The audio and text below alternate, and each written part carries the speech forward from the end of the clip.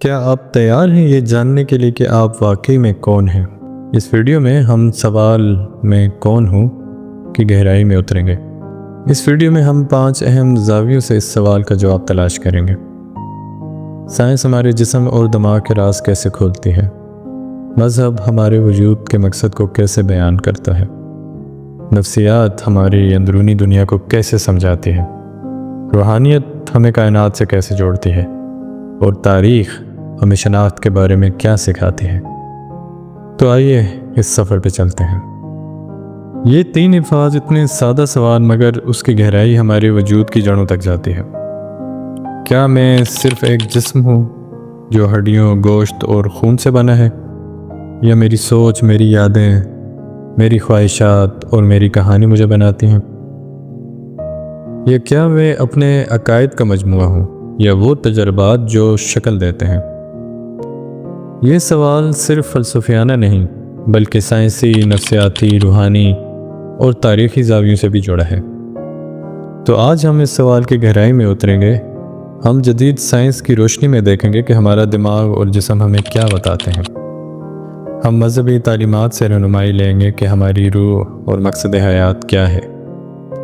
ہم نفسیات کے زاویے سے اپنے اندر کی دنیا کو سمجھیں گے اور روحانی جہت سے اپنے وجود کے گہرائی کو کھوجیں گے۔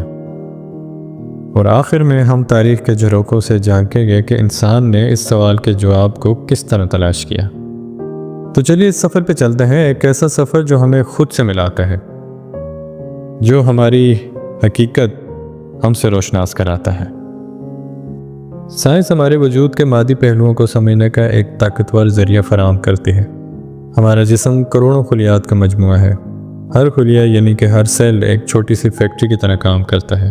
لیکن کیا ہم صرف سیلز، جینز اور کیمیائی رد عمل کا ہی نتیجہ ہے؟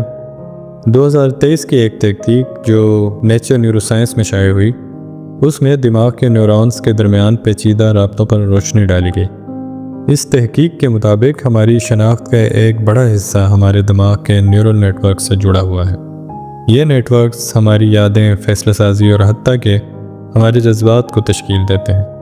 لیکن دلچسپ بات یہ ہے کہ یہ تحقیق یہ بھی کہتی ہے کہ ہمارے شعور یعنی ہمارا اپنے وجود کا احساس ابھی تک سائنس کے لیے ایک معمہ ہے۔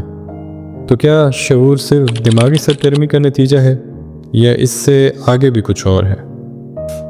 جینیٹک سائنس نے بھی ہمیں حیران کن انکشافات دیے ہیں۔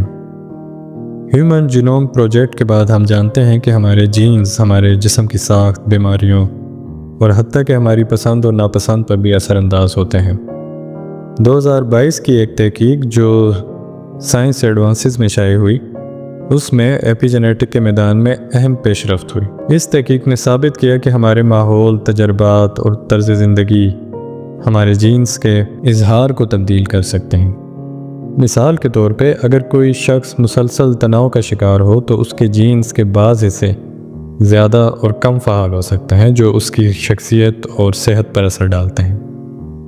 یہ سائنٹیفک ڈسکوریز ہمیں بتاتی ہیں کہ ہمارا وجود صرف جینیاتی کوڈ کا نتیجہ نہیں بلکہ ہماری زندگی کے تجربات، ہمارے فیصلے اور ہمارا ماحول بھی ہمیں بناتا ہے۔ لیکن سائنس ہمیں مکمل جواب نہیں دیتی۔ یہ بتاتی ہے کہ ہم کیا ہیں، سیلز، نیورونز، جینز، لیکن یہ کہ ہم کون ہیں، اس کا جواب شاید ہمیں کہیں اور تلاش کرنا ہوگا۔ مذہب ہمیں ہمارے وجود کے گہرائی اور مقصد سے جوڑتا ہے۔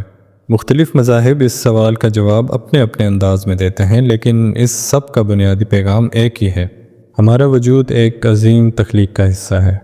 اسلام میں ہماری شناخت اللہ کی تخلیق سے جڑی ہے۔ قرآن پاک میں سورہ بقرہ کی آیت 255 ہمیں یاد دلاتی ہے کہ اللہ ہی سب کچھ کا خالق ہے اور اس کی قدرت کے سامنے سب کچھ عاجز ہے۔ سورہ الاعلیٰ کی آیت نمبر 2 میں فرمایا گیا، جس نے بنایا اور تناسب بخشا۔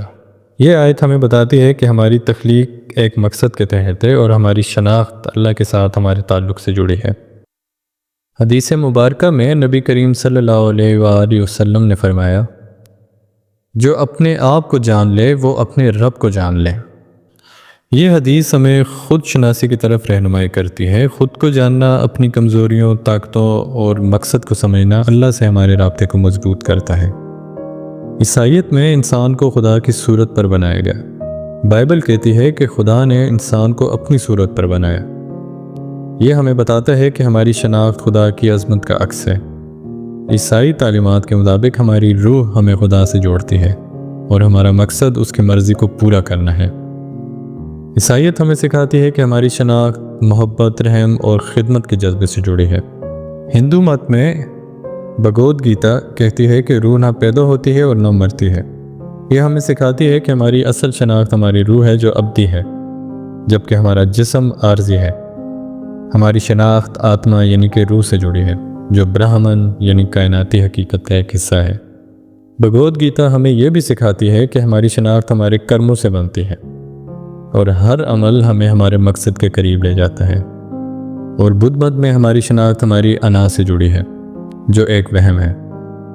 بدھ مت ہمیں سکھاتا ہے کہ ہماری اصل حقیقت نروان میں ہے، جہاں ہم اپنی انا سے آزاد ہو جاتے ہیں اور کائنات کے ساتھ ایک ہو جاتے ہیں۔ یہ مذہبی تعلیمات ہمیں ایک مشترکہ پیغام دیتی ہیں۔ ہماری شناخت ہمارے جسم سے کہیں زیادہ ہے۔ ہم ایک اعلیٰ مقصد کے لیے بنائے گئے ہیں، چاہے وہ اللہ کی عبادت ہو، خدا کی مرضی پہ عمل ہو، یا اپنی روح کو کائناتی حقیقت سے جوڑنا ہو۔ نفسیات ہمیں ہمارے وجود کے ذہنی اور جذباتی پہلوؤں کو سمجھنے میں مدد دیتی ہے۔ مشہور ماہر نفسیات کارل جنگ نے کہا تھا کہ ہماری شناخت ہمارے شعور اور لاشعور کا مجموعہ ہے۔ ان کے نظریے کے مطابق ہماری شخصیت کے کئی حصے ہیں۔ پہلا، ایگو، ہماری خود آگاہی جو ہمیں اپنی شناخت کا احساس دیتی ہے۔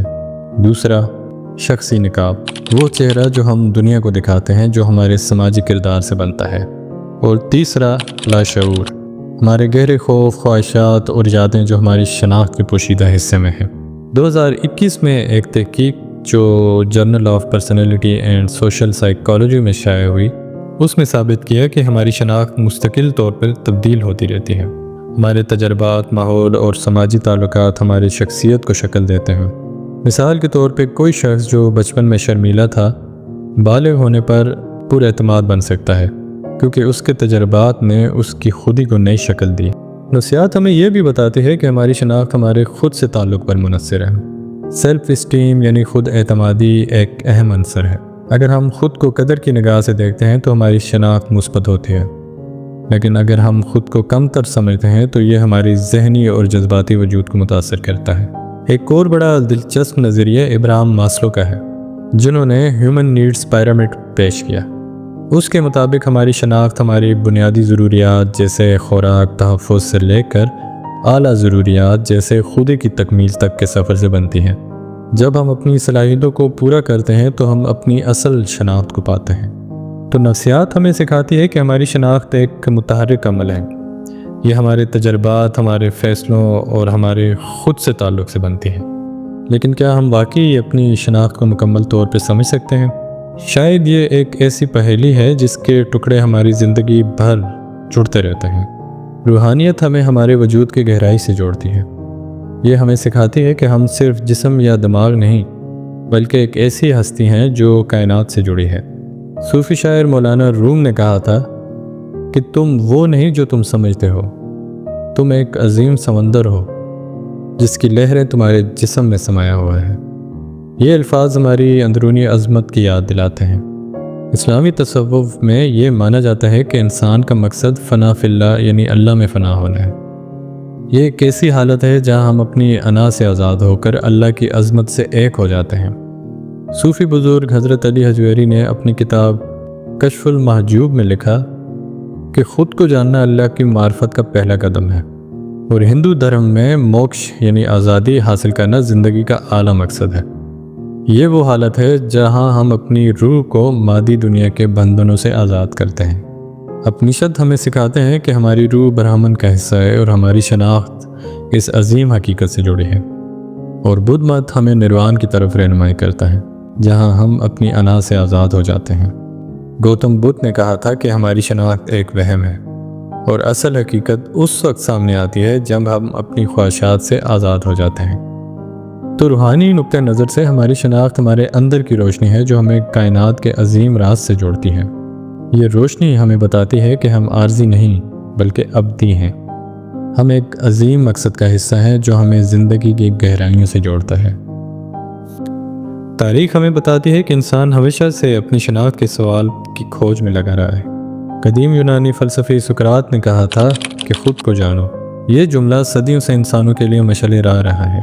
سقراط کا ماننا تھا کہ خود کو سمجھے بغیر ہم اپنی زندگی کا مقصد نہیں پا سکتے۔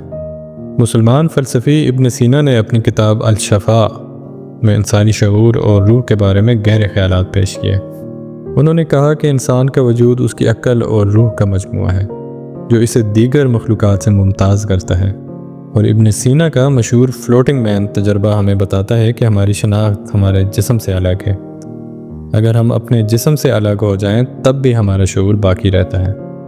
مغربی فلسفی رینے ڈیکارٹس نے 17ویں صدی میں کہا، میں سوچتا ہوں لہٰذا میں ہوں۔ یہ جملہ ہماری عقلانی شناخت پر زور دیتا ہے۔ ڈیکارٹس کا ماننا تھا کہ ہماری سوچ ہمارے وجود کی بنیاد ہے، اور برصغیر کی تاریخ میں علامہ اقبال نے اپنی شاعری کے ذریعے مسلمانوں کو ان کی روحانی اور قومی شناخت سے جوڑا۔ ان کا مشہور شعر کہ خودی کو کر بلند اتنا کہ ہر تقدیر سے پہلے خدا بندے سے خود پوچھے بتا تیری رضا کیا ہے، یہ شعر ہمیں اندرونی طاقت اور خودی کی عظمت کی یاد دلاتا ہے۔ تاریخ ہمیں یہ بھی سکھاتی ہے کہ ہماری شناخت ہمارے سماجی اور ثقافتی ماحول سے بنتی ہے۔ مثال کے طور پہ مغل دور میں ایک بڑے مشہور شاعر غالب نے اپنی شاعری کے ذریعے انسانی وجود کے سوال کو چھوا۔ ان کا ایک شعر ہے، ہم ہیں مشتاق اور وہ بیزار، یا الہی یہ ماجرا کیا ہے۔ تو یہ شعر ہمیں انسانی وجود کی پیچیدگیوں کی یاد دلاتا ہے۔ یہ تاریخی مثالیں ہمیں بتاتی ہیں کہ ہماری شناخت صرف ذاتی نہیں بلکہ ہمارے معاشرے، ثقافت اور تاریخ سے بھی جڑی ہے۔ ہم وہ ہیں جو ہمارے اسلاف نے ہمیں دیا، اور وہ جو ہم اپنی زندگی کے ذریعے بناتے ہیں۔ تو فرینڈز، میں کون ہوں اور کیا ہوں؟ یہ سوال ایک سفر ہے، ایک ایسی تلاش ہے جو کبھی ختم نہیں ہوتی۔ سائنس ہمیں ہمارے جسم اور دماغ کے راز دکھاتی ہے، جبکہ مذہب ہمارے روحانی مقصد سے ہمیں جوڑتا ہے۔ نفسیات ہمارے اندر کی دنیا کو کھولتی ہے، جبکہ روحانیت ہمیں کائنات سے ملاتی ہے، اور تاریخ ہمیں ہمارے ماضی سے سبق دیتی ہے۔ تو فرینڈز، ہم سب ایک کہانی ہیں، ایک ایسی کہانی جو ہمارے تجربات، عقائد اور خوابوں سے بنتی ہے۔ ہم اپنے جسم سے زیادہ ہیں، ہم اپنی سوچ سے زیادہ ہیں، ہم اپنے ماضی سے زیادہ ہیں، اور ہم وہ روشنی ہیں جو کائنات کے عظیم راز کو چھوتی ہے۔